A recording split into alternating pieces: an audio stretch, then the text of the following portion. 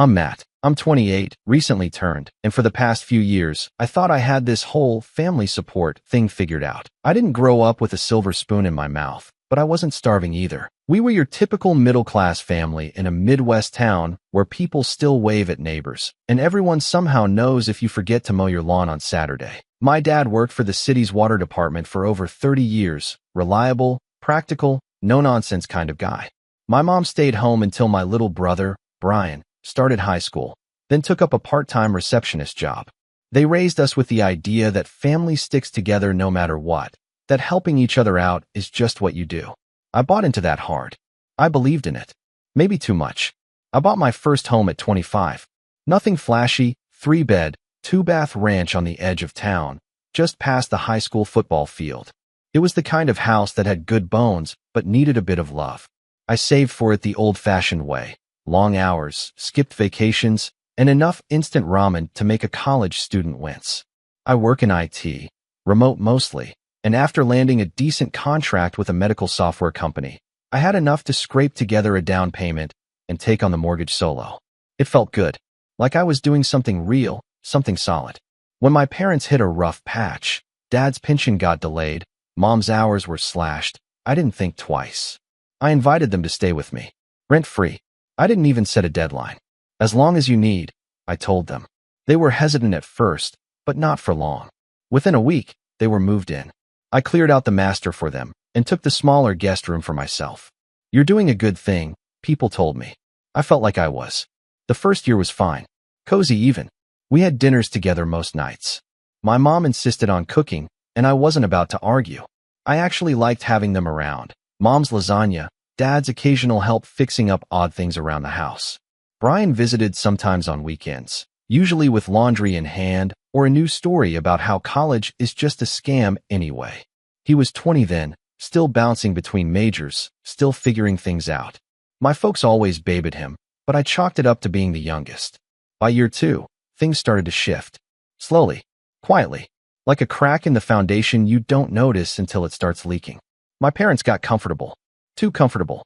My fridge started looking like a community pantry. Groceries I bought would disappear without a word. I'd come back from a work trip and find new furniture I hadn't approved, some decorative lamp or wall art Mom thought would brighten the place. My dad commandeered the garage and turned it into his personal workshop without asking. He even started keeping the lawnmower locked in there with his key. Still, I brushed it off. I told myself it was temporary, that they were grateful, just showing it in their own way. I didn't want to be the guy who kept score, but I started to feel like a guest in my own home, like I needed to knock before entering the living room. And Brian? He dropped out of school entirely and moved back in with them. Only he wasn't living with them, not exactly. He was crashing on my couch, half the week at first, then almost full-time. He'd stay up late gaming in the living room, feed on my coffee table, yelling into his headset like he was in some underground bunker. I'd wake up to find empty soda cans, pizza boxes, and the unmistakable stench of weed, despite me asking him to keep it out of the house. I brought it up gently to my parents at first. Hey, maybe Brian could contribute a little, just until he gets back on his feet. My dad grunted. My mom gave me that wounded look, like I'd just suggested abandoning a puppy. He's your brother, Matt. He's just going through a rough time. Don't be so hard on him. Rough time or not, I was starting to feel squeezed. My house, the one I bought, maintained, and paid for, was becoming less of a sanctuary and more like a place I rented a room in. Every time I tried to set a boundary, I got pushback. Passive-aggressive comments from Mom. Silence from Dad. Brian just laughed it off, cracking jokes like, "Relax, Mr. Landlord. We'll leave the light on for you." By year 3, I felt like a stranger. I started spending more time at coffee shops, at the gym, even parking in random lots just to get some silence. One night, I came home to find Brian had invited friends over, blaring music, smoke trailing out the back door. I lost it. I told him to shut it down, reminded him this was my house. He looked me dead in the eye and said, "You're acting like you own the place." I stood there, stunned, the words echoing in my head. "I do own the place," I said, low and slow. He smirked. "Well, you sure don't act like it." That night was the first time I truly realized something was broken. Not just the situation, but the dynamic. The respect. The gratitude. The unspoken contract between family members. I lay in bed staring at the ceiling, thinking about every time I bit my tongue, every time I let something slide because that's just how family is. I had sacrificed my space, my peace, and my comfort, for what? But the tipping point didn't come from Brian. It came from my mother, 3 days later. A Saturday morning, just as I was pouring coffee, she sat me down at the kitchen table with this serene, almost rehearsed expression on her face. Dad was next to her, arms crossed, like some silent moral support statue. She said, "Matt, your brother needs a better start. It's been hard for him lately, and we've all noticed how you seem stressed. Maybe it's time for a change." I blinked. What kind of change? My mom sighed. "We were thinking it might be better if you took a little break. Moved out for a while. Let Brian settle in here. You've got a good job. You can find a nice apartment. Something close by? It would only be temporary, of course. Just until Brian's back on his feet."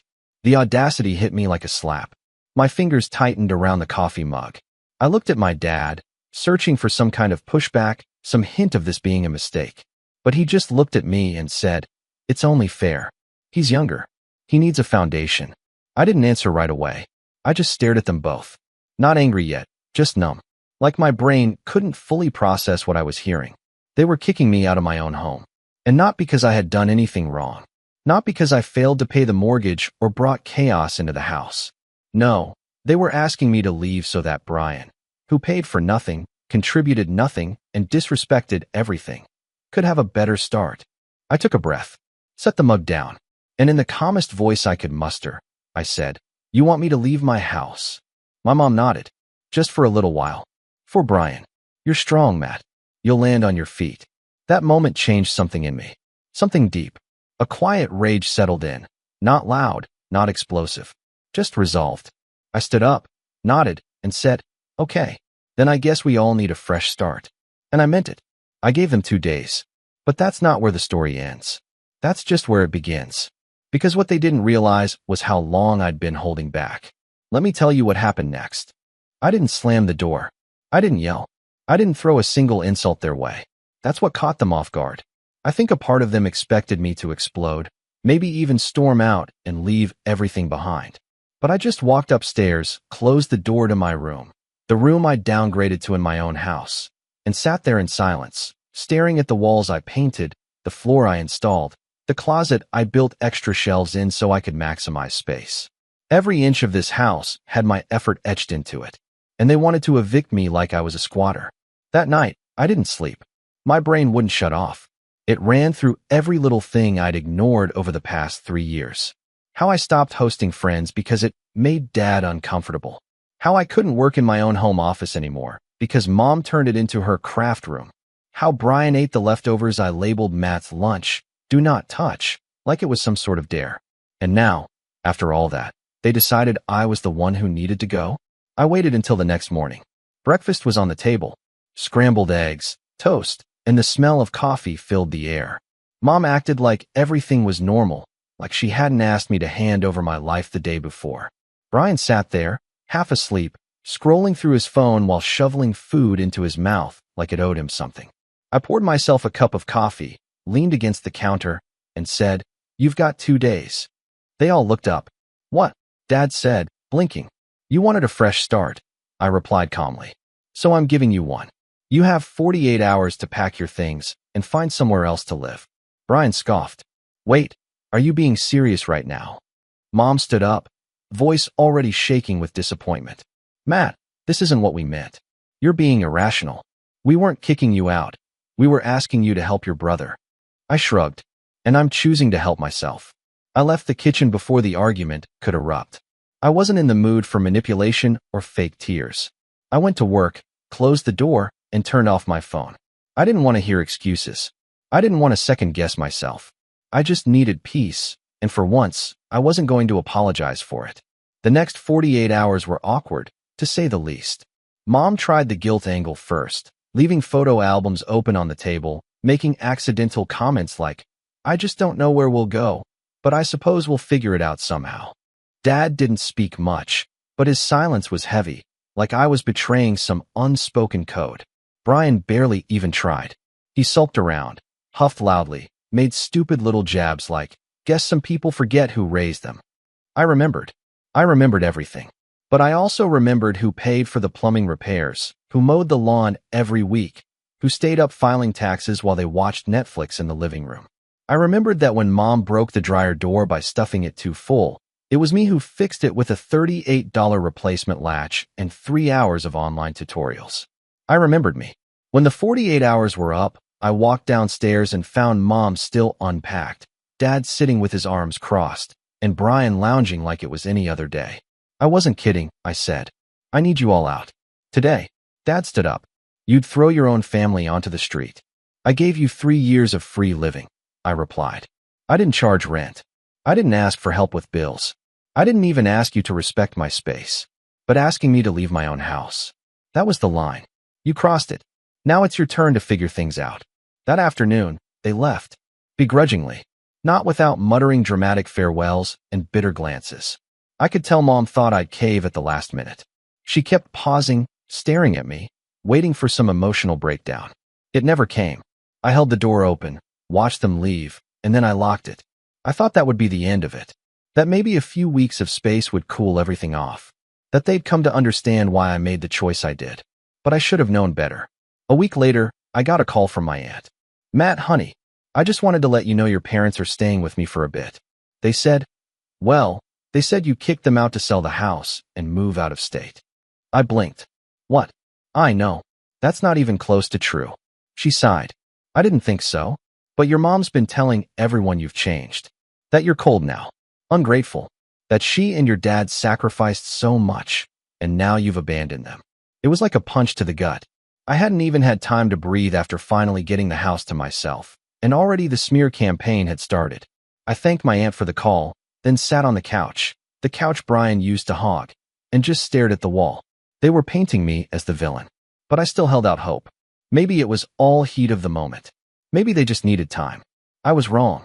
The real betrayal came 2 weeks later. I was scrolling through my emails, trying to get ahead on some contract work, when I saw one from my mortgage provider.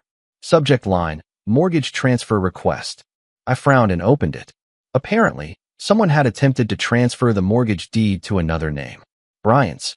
At first, I thought it was some kind of scam. But the document was real. It listed my property, my loan number, my address.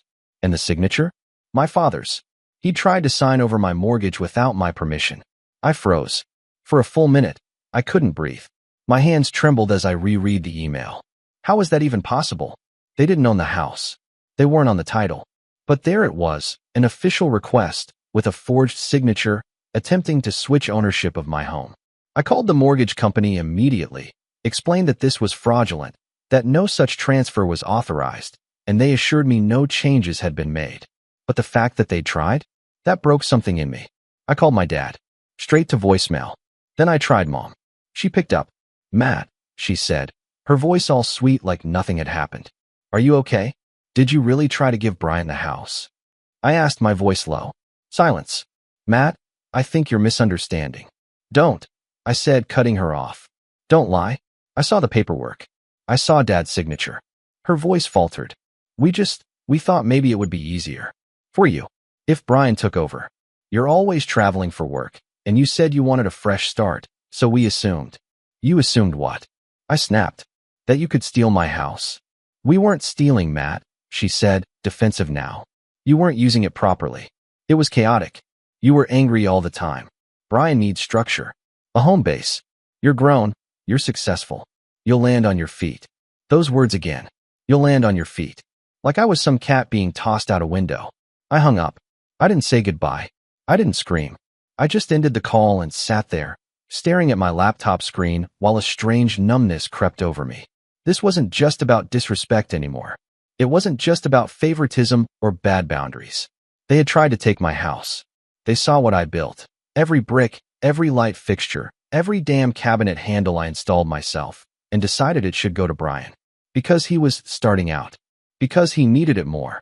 Because I was strong, and he was weak, and somehow that meant I owed him everything. That night, I didn't sleep again. But I wasn't tossing and turning like last time. No, this time was different. I was planning. Something inside me had shifted. Not rage. Not revenge, yet. But clarity. Cold, focused clarity.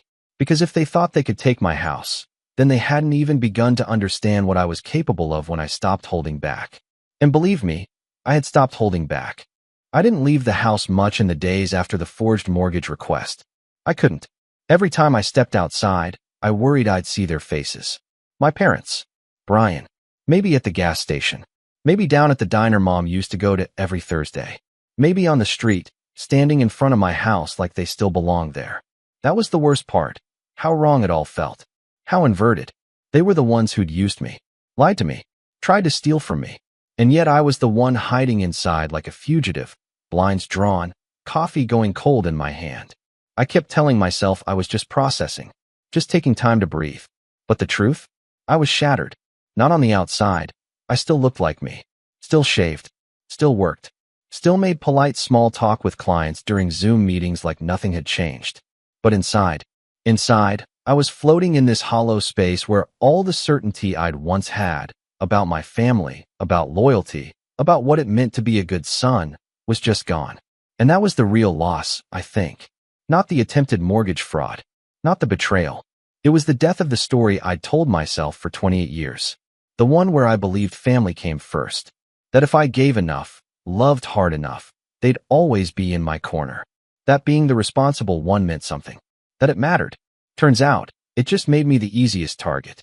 It didn't take long for the rumors to start spreading. Small town. Big mouths. My mom had always been the kind of woman who made casual comments at church that just happened to frame her as the long-suffering saint. My dad, quiet as ever, backed her up by saying nothing, which somehow gave her more credibility. Before I knew it, neighbors I'd known since childhood were looking at me like I'd gone cold. Like I was the ungrateful one. I'd get these half-frowns at the grocery store, polite nods with no eye contact. Even my barber, a guy I'd tipped well for 5 years, asked, "So, you really kicked your folks out over a disagreement?" I wanted to scream, or disappear, or both, but I didn't. Instead, I shrank. Quietly, I stopped going to the gym, started ordering groceries online. I worked weird hours, avoiding sunlight. At night, I'd find myself just sitting, staring at the walls, remembering, replaying conversations in my head where I stood up for myself better, clearer, earlier. Ones where I didn't let things slide. Ones where I didn't confuse being agreeable with being respected. But those conversations never happened. Not in real life. And no matter how much I rewound them in my head, they wouldn't fix what had already broken. It got to the point where I stopped answering calls altogether. Even from friends. Even from Dan, who I'd known since high school. He showed up at my door one Saturday afternoon with a six-pack and that look guys give each other when they know you're not okay, but don't want to say it directly. "Still breathing in there?" he asked, raising an eyebrow. I forced a smile. Barely. He didn't push. Just dropped onto the couch and cracked open a beer. We didn't talk about what happened. Not at first. We just sat. Watched a basketball game neither of us cared about. Laughed at a dumb ad. Then, during a quiet stretch of the second quarter, he said, "You know you didn't deserve any of that, right?" I didn't respond right away. I just stared at the screen. "I'm serious," he added. "You're one of the most solid people I know. And they treated you like a free ride. That's not your fault, man. That's on them." Something about the way he said it, the finality of it, stuck. It was the first time in weeks that I felt like someone saw what I'd been going through. No spin. No manipulation. Just the truth. Dan didn't stay long. Just enough to check in.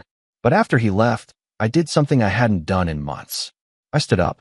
I walked into the guest room, my room now, and grabbed a cardboard box that had been sitting in the corner collecting dust. Inside were the business cards, the notebooks, the sketches and outlines for an idea I'd shelved years ago, my own consulting firm. It had always been a someday plan. I was too busy, too settled, too comfortable. But comfort had turned to rot. And now, I had nothing left to lose. The next few weeks weren't glamorous. I worked like a man possessed, 16-hour days building a website, registering an LLC, filing paperwork, creating branding, pitching myself to clients. I reached out to every contact I had in IT, consulting, even small business owners I'd helped in the past. Most ignored me. A few didn't. That was enough. Slowly, quietly, I started rebuilding. One contract at a time. One small project. Then another. Then a retainer. I brought in more than I had during my last full quarter of corporate work. It wasn't flashy. I wasn't posting about it online. I didn't need to. because every step I took forward made the bitterness fade just a little bit more. I reclaimed my office, painted over the pastel green Mom had chosen, and replaced it with deep navy blue. Sharp, clean, mine. I sold the old couch Brian had destroyed with energy drinks and grease stains, and bought a sleek leather one. Black, minimalist, untouchable. I even turned the master bedroom into something out of a luxury Airbnb listing. New bed, new lights, blackout curtains. The works. Not for anyone else. For me. Because for the first time in years, I wasn't building a life for anyone else to crash into. I was building it for me. And bit by bit, the silence that used to haunt me became peace. Of course, they tried to claw back in. It started with a text from my mom. Hope you're doing okay. Your dad says hi. We're staying with Brian's girlfriend's family now. It's not ideal. Maybe we could meet for coffee sometime. I didn't reply. Then came the email. Matt, your father's birthday is coming up. We'd love to have dinner. Just the three of us. No drama. Please consider it. Still, I said nothing. Because I knew what they wanted. It wasn't forgiveness. It was access. They weren't sorry. Not really. They were uncomfortable. Displaced. Living in someone else's guest room. Likely overstaying their welcome again. And in their minds, I was still the safe option. The responsible one. The backup plan. But I wasn't a backup anymore. I was done being plan B. The final straw came in the form of a voicemail. From Brian, of all people. Hey bro. So listen, I know things got out of hand. Water under the bridge, right? Anyway, I'm looking at apartments, and it's rough out here. If you've got any space, just temporarily, I'd appreciate it. Could throw you some cash when I land a job. Just like old times. Just like old times. That line echoed in my head for the rest of the day. It was stunning, really, how someone could casually gloss over the wreckage they caused. How they could frame their own sabotage as a rough patch. How easily they assumed that the door would always be open. But this time, I didn't just ignore the message. I saved it. Because it was proof. Proof that no matter how much I gave, how much I forgave, they'd never change. They didn't see what they did as wrong. They just saw it as inconvenient. And that was the day I decided I wouldn't just move on. I would move forward. On my terms. Quietly, methodically, I began preparing something more than a personal rebound. I started documenting. Everything. The fraudulent mortgage attempt. The forged signature. The texts and voicemails. I contacted a lawyer, not just for advice, but for protection. If they ever tried to pull anything again, I'd be ready. I also started putting feelers out for new property. Not to move out, no. I was keeping this house. This house was mine. But I was thinking bigger. Commercial property. Office space. A headquarters for my consulting firm. Somewhere downtown. Somewhere visible. I'd been living small for too long. Hiding behind modesty and family obligation like they were virtues instead of cages. But not anymore. The fall had come. Now it was time to rise. And soon enough, they'd see it. Not in a loud, vengeful way. Not yet. But in the quiet horror of realizing the man they dismissed, used, and tried to erase was doing better without them than they'd ever imagined. And deep down, I think they knew. Because when the messages stopped coming, I didn't feel abandoned. I felt free. They say revenge is a dish best served cold, but I wasn't interested in theatrics. I didn't need some elaborate takedown or movie-worthy finale. What I wanted was precision. Quiet consequences.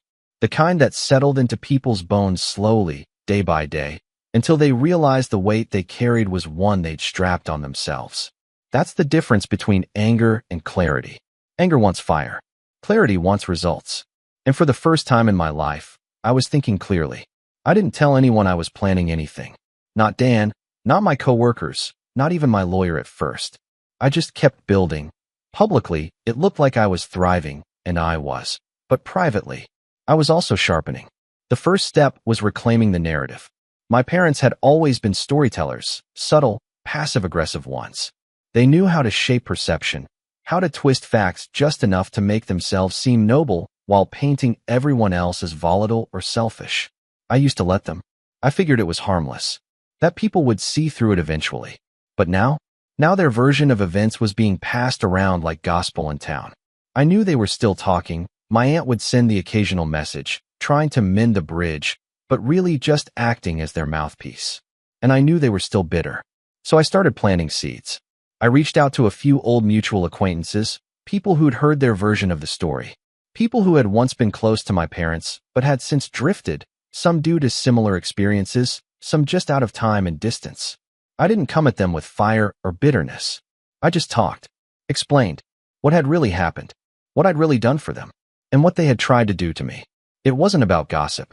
It was about truth. And once you lay it out, fact by fact, receipt by receipt, people start to realize how lopsided things were. Oh, I didn't know you paid the mortgage on your own all those years. I didn't realize they'd never contributed to utilities. Wait, they tried to forge a mortgage transfer. Yeah, that part always landed hard, especially once I pulled up the actual email. The ripple effect wasn't immediate, but it started to show. One mutual friend uninvited my parents from a community potluck. A local charity they used to volunteer with quietly stopped calling them. Not because I asked them to, but because truth, when exposed, has a way of infecting lies and hollowing them out from the inside. But that wasn't the revenge. That was just cleanup. The real plan was still taking shape. And it started with Brian. He was always the weak link. The one who thought confidence and entitlement were the same thing. The kind of guy who believed people should get handouts because the world was unfair, as if the universe owed him something just for showing up. Brian had never held down a job for longer than 6 months. Always blamed management, or rigged systems, or lazy coworkers. The truth was, he just didn't like being told what to do. He thought he was too smart for the system, too clever to need structure, which is why he'd started calling himself an entrepreneur online. The reality? He was selling knockoff sneakers from Facebook Marketplace and trying to launch a crypto YouTube channel that had 6 subscribers, one of them being my mom. But still, he bragged. Constantly. I'd muted him on every platform, but I still had a burner account where I kept tabs. Not because I cared, but because I wanted to know how reckless he was willing to be. And then he gave me the perfect opening. He posted a video, public, on his channel, talking about his newfound experience in property investment. He sat in the front seat of a borrowed car, wearing knockoff Ray-Bans, and told his subscribers about how he had once almost inherited a property, but gave it up for family reasons. Then he smirked into the camera and said, "But the next one? That one's gonna be mine." I watched it 3 times. I wasn't angry. I was amused. Because in that moment, I realized something important. Brian wanted the appearance of success more than actual success. He needed to look like a winner, and that made him vulnerable. So I called my lawyer. Her name was Lydia. She wasn't flashy, but she was smart. The kind of person who saw 5 moves ahead. I laid everything out for her. What they did, the attempted fraud, the voicemail, the messages, Brian's latest investor persona. I told her I wasn't looking to sue, for now, but I wanted options. Protections. Leverage. She reviewed everything. After a few days, she came back with a simple but effective strategy. We'd document the mortgage fraud attempt officially, file a notarized letter with the county stating there had been an unauthorized request made on my behalf. We weren't accusing anyone publicly, yet, but we were putting a legal wall around my property. If anyone tried something again, they'd be flagged. And it would be on record. That was the start of the chessboard. Next came phase 2, reputation. I created a website for my consulting business. Professional, sleek, modern. But I added a personal blog section, a side project I hadn't told anyone about. And on that blog, I began writing articles. Not rants. Not hit pieces. Stories.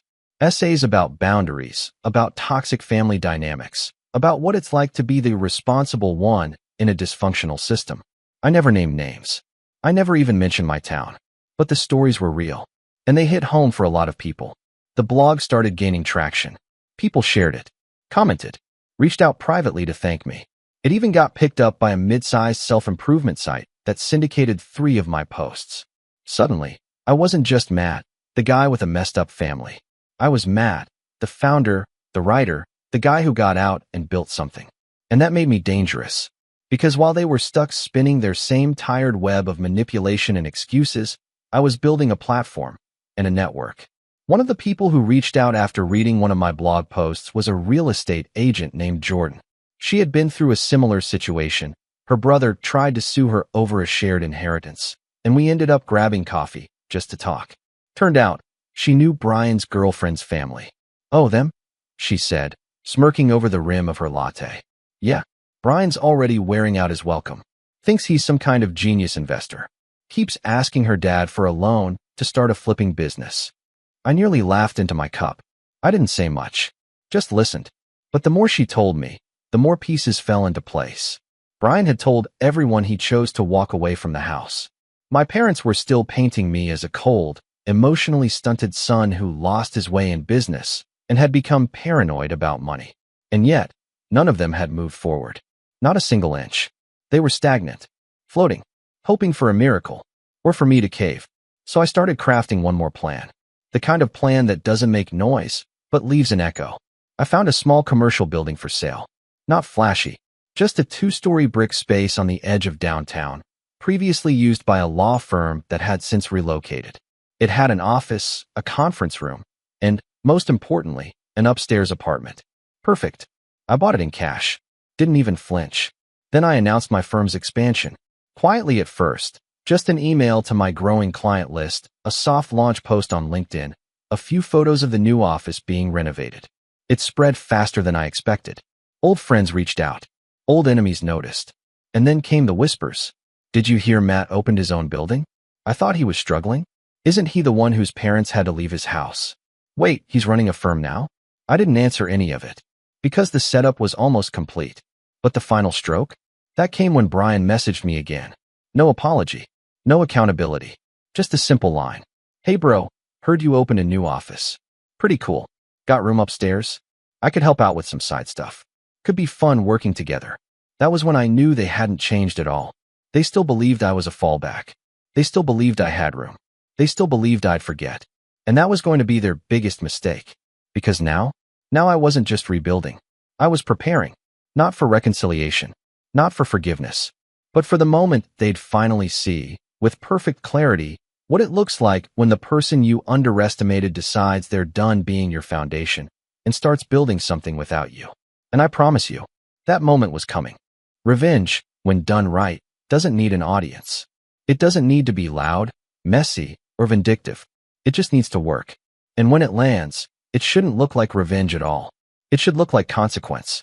That was the mindset I carried into the final act. By the time I opened the doors to my new office, the transformation was complete. The building had been gutted and remodeled. Sleek floors, clean walls, sharp lighting. My firm, Mateo Consulting, had picked up 3 major retainer clients and a handful of small business contracts in the span of 6 months. I had a small team working with me now, a project manager, a web dev, and a part-time assistant. Upstairs, I lived like a king in a minimalist loft I designed myself. Simple, efficient, quiet. It was the kind of peace I hadn't known in years. I didn't make a big show of anything. No ribbon cutting. No launch party. Just progress.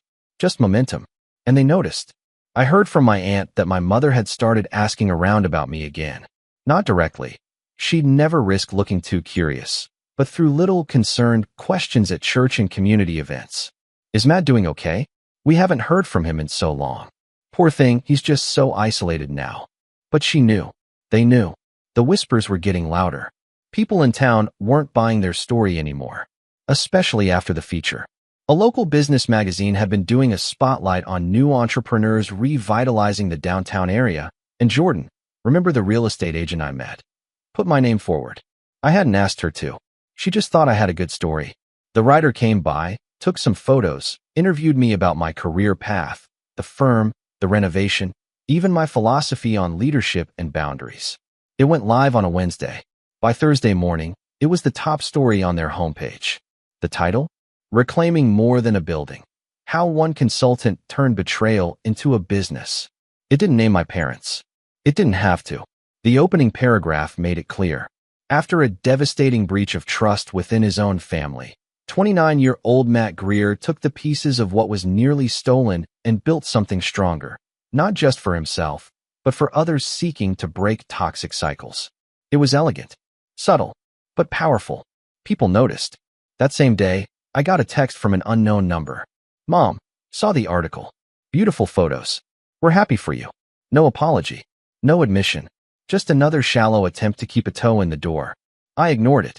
But the real revenge? That came in 2 parts. Part 1, Brian's big opportunity. About a month after the article dropped, Brian posted on social media that he was finally launching his first investment. A flip. A single-story house on the edge of town. He framed it like it was some massive real estate deal, like he was entering the big leagues. But I knew the truth. Jordan had told me. He'd barely qualified for a loan, had begged his girlfriend's dad for a cosign, and was relying on free labor from friends to get it renovated. Worse, he had no plan, no timeline. He thought watching a few TikToks about house flipping made him an expert. So I made a call. Not to sabotage. I didn't need to. I just called the city. I asked for a copy of the renovation permits Brian had filed. Turns out, he hadn't filed any. No electrician. No plumbing. No structural inspections. Nothing. And the part he really didn't see coming? That house had a busted water main under the lawn, an issue flagged 2 owners ago, but never fixed because the house sat vacant. The city had flagged it as pending remediation, meaning any sale or major renovation required a full utility inspection and environmental clearance. But Brian didn't check any of that. He just jumped in. So when he posted that he was almost done with the renovations, I sent an anonymous tip to the city planning office. Just a screenshot of his post, location tagged, showing clear structural work without permits. They shut him down 2 days later. A city inspector arrived on site, documented multiple violations, and posted a bright red STOPWRK order on the front door. It derailed the entire project. His flip was now a money pit. And with no inspections, no approvals, and no legal renovations, it couldn't be sold without major remediation. Brian went quiet on social media for weeks. Then one day, Jordan texted me. He tried to list the house off market. No takers. Heard he's trying to offload it back to the bank. I didn't reply. I just smiled. Part 2. The house they forgot was mine. After the Brian fiasco, I decided it was time to deal with the original crime, the attempted mortgage transfer. Lydia, my lawyer, had been quietly building a file over the past year. She'd documented the forged request, the digital signature, the emails, and the messages from my parents and Brian. It was rock solid. But I wasn't suing. Not yet. Instead, I called in a favor. One of my clients ran a local financial literacy nonprofit. They did workshops for young adults, struggling families, and former offenders trying to re-enter the workforce. I offered to sponsor their next 3 events and redesign their website, on the condition that I get to host one of the events in my office space. They agreed. So we planned it, marketed it. Rebuilding After Financial Betrayal. A free event for anyone who'd experienced manipulation, theft, or toxic money dynamics in families. I expected 20 people. We got 60. The place was packed. I opened the event with a short talk, just 15 minutes. But I told my story. Not with names, but with details. How I bought my first house young. How I let family move in. How it started with love and ended with them trying to sign the deed over without my knowledge. How I rebuilt. How I learned. And how I came out stronger. There were tears in the crowd. Afterward, people came up to shake my hand, share their own stories, ask for help, book consultations. That was the final blow. Because my parents showed up. Not to the event. They wouldn't dare. But later that week, my mother messaged me. I heard about your little workshop. Was that really necessary? And that was when I knew they were watching. They were losing control. The narrative was no longer theirs. They couldn't spin it. Couldn't twist it. The town wasn't buying it. Their golden child had outgrown them. And they had nothing left to take. I replied with just one sentence. I told the truth. That's something you never taught me how to do. The fallout. In the months that followed, my parents faded from public life. They stopped attending community events. Word got around that Brian had defaulted on his house and was living back with them, again. Only this time, in a cramped duplex rental outside of town. Their silence was deafening. No more messages. No more voicemails.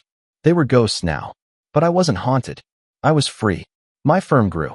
I brought on more clients, hired 2 interns, expanded into the space next door. Jordan and I, well, we started seeing each other more often. She was sharp, grounded, and funny in that dry, I've seen some stuff kind of way. She never asked me to shrink. She knew I'd already spent too long doing that. One night, we sat on the rooftop of my building, watching the streetlights below, and she asked, "Do you ever miss them?" I thought about it. Really thought. And I said, "No, I miss who I thought they were." She nodded. "That's fair." And we sat there in silence, not because there was nothing left to say, but because I didn't need to say anything else. That chapter was closed, and the life I'd built was finally mine.